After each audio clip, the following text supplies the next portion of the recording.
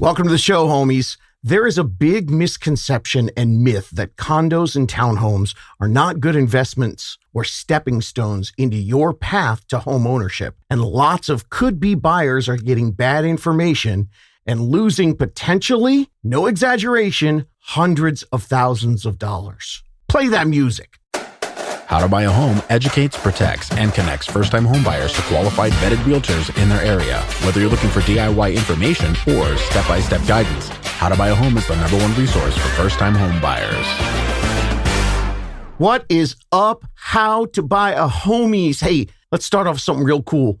You want to hear what my unicorn in Boise says that her peeps call themselves? Idahomies. Yes. Hi, gang. I'm back. I'm your host, David Sidoni, bringing you, this is a throwback episode right now. It's a timeless question of condos and townhomes versus a house. I first did this topic back in January of 2023, but now there's some new changes in the housing affordability, so it's time for a 2024-2025 reboot. Now, of course, like all other first-time homebuyer questions, there is no one-size-fits-all answer. Nothing's black or white, and nothing is generic across the board for everyone. But I can absolutely and definitively tell you this. For some reason, when people start to think about buying their first home, this question, putting the condo townhome versus a home, one over the other, it's one that people have many strong opinions on. And what's even scarier to me is they think that the question has a definitive yes or no answer for pretty much everyone across the country. There's tons of, let's just call them condo haters out there. So right off the bat, I want you to know that with the right guidance in an appreciating market, especially as we're getting more and more unaffordable, that sometimes using a rent replacement strategy to go ahead and make that purchase so you could live the condo life, that means that maybe you can afford to buy a home later. You're going to be hundreds of thousands of dollars in the positive column on your spreadsheet. And thankfully, I've been doing the podcast long enough that I can tell you pretty much everything you need to know in episode 238. So go listen to episode 238. We call it the sexy episode. And you're going to have to listen to it to find out why it's called the sexy episode. It's an interview with an OG homie. And she never thought she could afford to buy a condo where she lived up in the Pacific Northwest. And she tells the story about finding the podcast, snagging a unicorn team, and then using a first-time homebuyer grant to buy a $197,000 condo in 2020. Fast forward, in 2024, she's got $80,000 in equity, and she sold the condo to buy her dream home. So she ended up originally buying that condo using a first-time homebuyer grant with the all-in total of $1,500. And then she paid not much more than what she would have had to pay in rent where she was living for 3.5 years. And boom, she bought her dream home. So bam, people, that's it. Stepping stone. Sometimes it can be an option, especially when you think about it in the rent replacement strategy, taking your monthly housing payment and making it work for you. And she was young. I don't even remember. I have to go back and listen to 238, but early 20s. So yeah, what do you say? Done. Podcast over. All right, maybe not. I know that you want more. Why would you suffer through me if you weren't curious? So here's what I'm going to discuss and share with you to help you in your decision-making process. Condos and townhomes versus houses. Talk about these topics.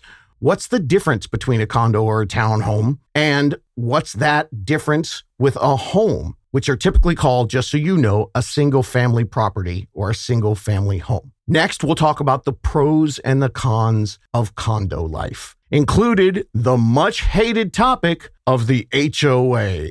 Dun, dun, dun. So people hate them. The question is that hate deserved? And finally, we'll discuss the mindset of replacing your apartment life with one of the sickest investments that you ever can make. Because the deal is all investments grow exponentially with time, and this one you can start real early. We begin with the definitions of these different kinds of properties. A condo or a townhome is an individual residential unit within a multi-unit building. And single-family residences, or houses as we usually call them, they're traditionally standalone structures separated from neighboring residences by private property, aka a little bit of land. Now, legally, here's what's crazy. In your specific region, your part of the world where you're thinking about buying a home, your definitions might vary. So to understand how each definition works in your region, therefore understanding how each property type works in your region, that's why you're going to need to work with a local pro who's been there, done that. Since knowing how the property is technically what we call recorded with the county or the state, that's very important to know in your home buying process. Now, where I live in Southern California, I have a lot of buyers that think that a condo means that you have someone above you or below you like an apartment, and a townhome means that you only have people on your side walls with no one above or below. I don't know why that's true, but that's what people seem to think, and that's not the way they're recorded. Anything with a common area in California is considered a condo, even though you want to get all bougie and call it a townhome. Okay, let's get into the basic pros and cons. First of all, with a condo or a townhome, you don't own the land. That much we know. But the HOA covers the roof, the foundation, the exterior, and usually all of the grounds. None of that's your responsibility. Though you might have some domain of some of your personal exterior features, like if you've got a balcony or a front yard area, and all you have to do is adhere to the HOA rules. All right, said it too many times. HOA haters. Let's talk about all the pros and cons of HOAs, because that seems to be the big sticking point when it comes to a condo and a townhome or buying a house. Financially, the two big cons that people see with HOAs. Number one, fees. Of course, it's an extra monthly fee. We're already looking at PITI and potentially PMI, your principal, your interest, your taxes, and your insurance, and your private mortgage insurance if you're below 20%. Now we've got to tack on an HOA fee. So that could mean that your full monthly number gets a little higher when you add in the HOAs. Now, I get it. It looks like these are two big negatives for a lot of people out there. But think about it this way. If you can't afford a home yet, you kind of can't afford, the way the market's going right now, to miss out on using any of the many low down payment options. And then you take your biggest monthly output, your rent that you're already paying, and you use that to gain equity like my girl did in the sexy episode 238. Ooh, that sounded terrible. I said my girl in the sexy episode. You have to listen to it to understand I'm not a perv. But here's a huge thing that people forget when they get so mad about the HOA fees. The HOA fees eliminate two of the biggest financial headaches when you own your own single-family residence or single-family home. One, your big ticket repair expenses, because most of those in most HOAs are all covered. Your roof and your foundation and your exterior. And then number two, your HOA covers your home insurance. Now, yeah, you have to get a small renter's insurance for the things inside, but that big cost that you've been hearing about all over the news, that home insurance is going up, that gets covered. See, most of the time, the full insurance for the structure of the property and anything goes wrong with the property, if it's a fire and all that stuff, that condo and townhome is covered and you pay it out of your HOA fees. So right off the top, that means we've got to change the whole math when you're comparing one to the other. You never take the entire HOA fee and add it on, because you have to find out what the cost of insurance would be on a single family home and then subtract that directly from your monthly HOA fee, because you are going to have to pay that anyway. So it's an easy way to do the comparison. And a lot of people don't realize that, and they think that it's more expensive than it actually is. Here's some other HOA pros. One of the things is they're always going to keep your neighborhood clean and tidy. It offers you a maintenance-free lifestyle. So no cutting the lawn, no cleaning the gutters, and no cleaning up after a storm. No, pay your dues. That's on them. One of the other things is you'll also get a smaller utility bill than if you've got a single family home. Now, one of the things about condos and townhomes, they have those cool common areas. So you get bougie perks like pools, a spa, barbecue area, maybe a clubhouse with a game room or a gym. Sometimes they have security for you. They've got green belts and playgrounds and gardens and pet-friendly spaces. Now, keep in mind, some of them will have pet restrictions, and you can check that out when you're researching the different complexes to look at. But many of them, especially now, are super pet-friendly.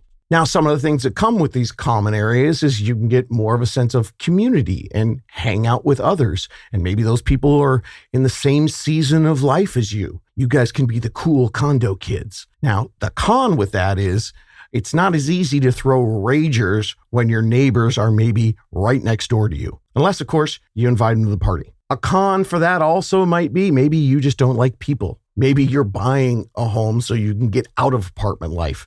That's a privacy thing, and that's why I said there's tons of variables. You do you.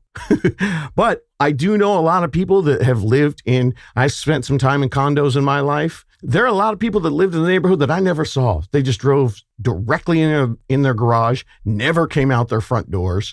In fact, it was kind of creepy. But if you want to be the creepy person, knock yourself out. One of the pros that comes with a community, of course, is safety. And for many young buyers, especially single buyers, this can be very important. Now, back on the con side of things, one of the big sacrifices is the land option. You're not going to be able to get what you could get with most front or backyards or side yards with a single family home. But I can tell you this, you might be surprised at how much use you can get out of a green belt, whether it's in the front or the side of your condo or townhome or a common park area. They can be utilized quite well. The next big con is a big one for our HGTV lovers. Many people think that you are incredibly limited on what you can do to your personal space. Here's the term you need to understand about owning, not renting, but owning one of these condos or townhomes. Walls in. Walls in. Once you're in that front door and inside your walls, you own that thing. So you can go DIY to your heart's content. Now, the con about that, it's really overblown and more of a myth because, like I said, most of the time you can go nuts and get as creative as you want. And trust me, I have seen when I'm showing homes, some condos where the outside is total cookie cutter and the inside a complete reflection of the owners. You imagine it? I've seen it. Freaky deaky once you open that front door. So live your life. And the other thing too is don't worry about knocking down walls and wanting to open up space. Condos and HOA complexes right now, they are so all about people improving the inside of the home that you can go pretty much nuts as long as it's inside the walls of your property. Now, here's another interesting pro, especially for you younger people or just you hipster 40-year-olds. Because condos take up less space than your traditional house, they tend to be located in more urban areas, which of course can not only be more practical, for commutes and things like that, but straight up just more fun and closer to all the cool things, especially if you like to walk or hang out in city life hotspots, or if you need to just get to public transportation. And of course, that could also mean a closer commute to work if you're not working remote and you need to go into an office, which are usually located in the more urban areas. In fact, some urban planning experts predict that most of us will be migrating to cities in the future as the population booms. Interesting, right? So what that means is for a long-term investment, owning a city property, not a bad idea. Okay, one of the other cons, privacy and parking. Privacy thing, I get it. That's why I said you do you. But make sure you're always doing the math. Is the privacy worth it for me to miss out on any equity that I could gain while I've got to pay rent for 2 or 3 years to be able to afford single family home where I want to be, whether it's close to work or the school district or whatever.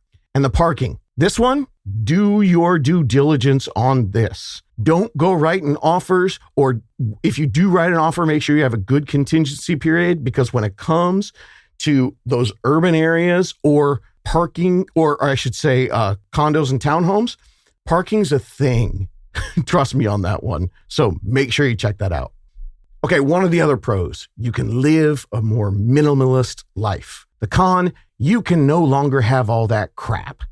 So unless your building has a storage unit, or unless you want to pay for a storage unit, but you know the drill. If you're living the apartment life, I know a lot of people that get a condo or a townhome and they'll turn the extra room into a guest room, but they'll go nuts creating storage in that space.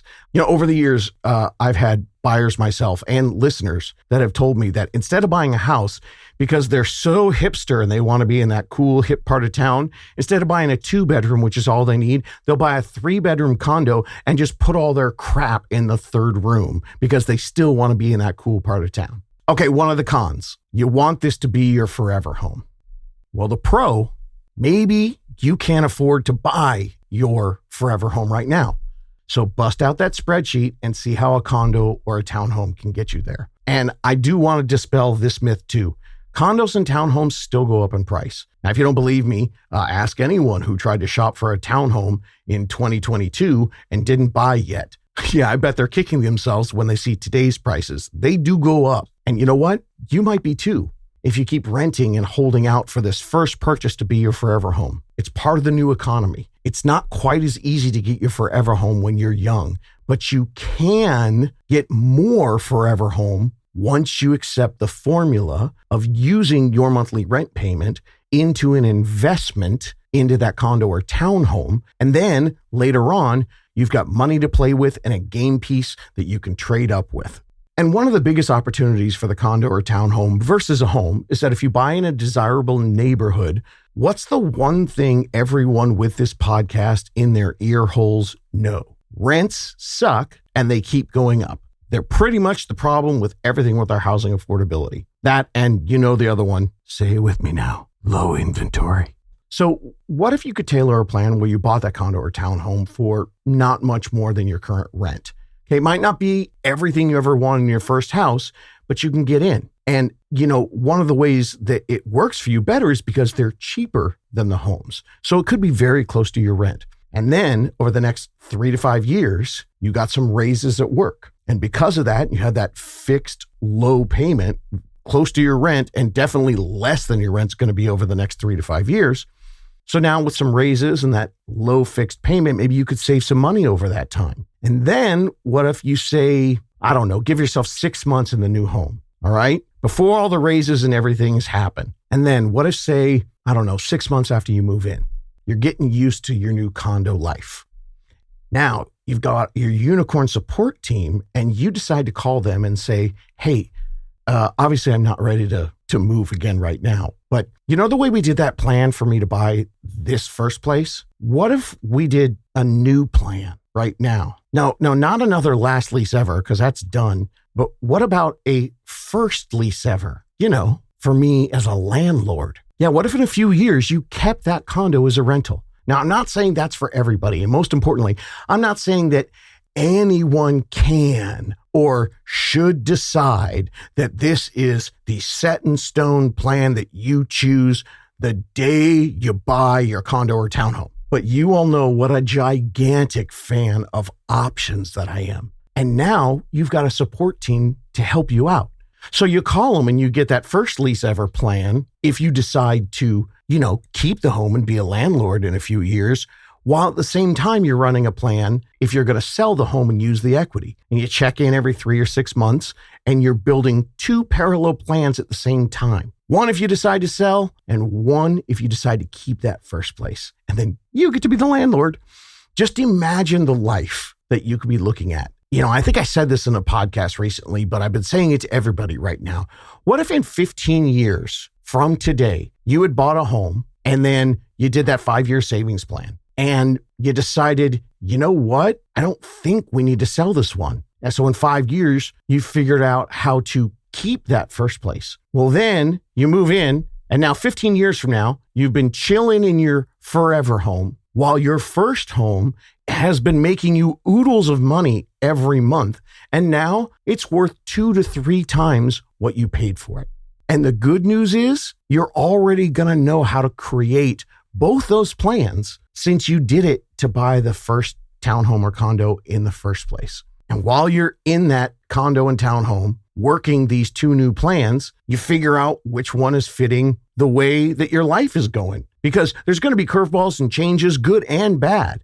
Now, you don't have to do either one, but wouldn't it be nice to have the option to be sitting there in 15 years living in your forever home with a condo that you bought for $300,000 that's now worth $500,000 or $600,000. So in general, of course, there is no general answer to should I buy a condo and a townhome or should I buy a house? You get sick of me saying this, but there are 10,000 personal variables in every first-time home purchase that's going to determine which one of those is the right thing for you. But the goal here is that hopefully you've listened to some of the other episodes and you got the math on the rent replacement strategy.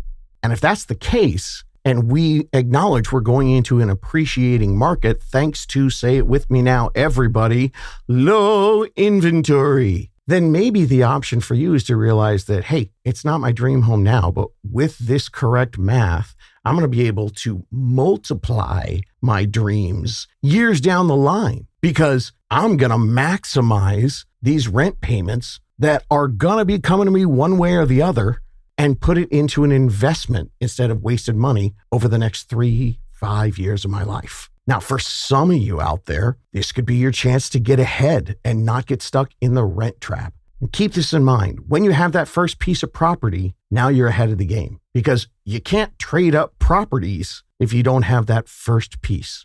Now, this is just a taste of some of the condo, townhome versus house. If you want more details, go back and listen to that old episode 154, because at the end of that one, I mentioned something that I hope will inspire you to make sure that you hire a unicorn or a unicorn-like realtor and lender, because condo and townhome purchases have some different complexities in their purchase. I said in that one, you have to be careful that you gather all the information on the CC&Rs, the complex owner occupancy, the reserves in the HOA fund, the board meeting minutes to review, and the FHA qualifications for the complex. Your lender and your realtor are going to need to know, all that. So I'd love to take hours in a podcast and break all that down with you, but it's going to be different for everyone. So don't try to learn all about that stuff. There's just too much. It's different in every state and county and city. And yes, within that city, it's different in every condo complex. So don't try to WebMD this stuff. Just hire a really good doctor. Go to howtobuyahome.com if you want more. You can start there with the free starter kit, or you can ask me a direct question and I'll answer that. Or you can get your unicorn team so you're protected in all the complexities of buying any kind of home. You don't have to do this on your own. Get educated, get a team, and get answers. You can do this. Looking for more DIY education or your own personal step-by-step guidance through the home buying journey?